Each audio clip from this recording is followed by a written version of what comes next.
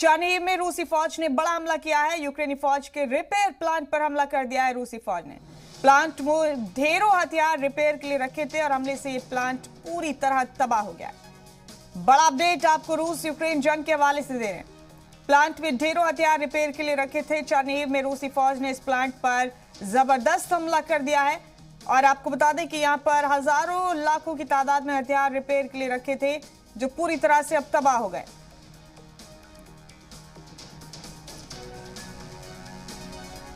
अहम अपडेट इस वक्त आप देख रहे हैं। यूक्रेनी फौज के रिपेयर प्लांट पर हमला कर दिया रूसी फौज ने। चार्निहिव में इस रिपेयर प्लांट को निशाना बनाया रूसी फौज ने और इसे पूरी तरह से तबाह कर दिया।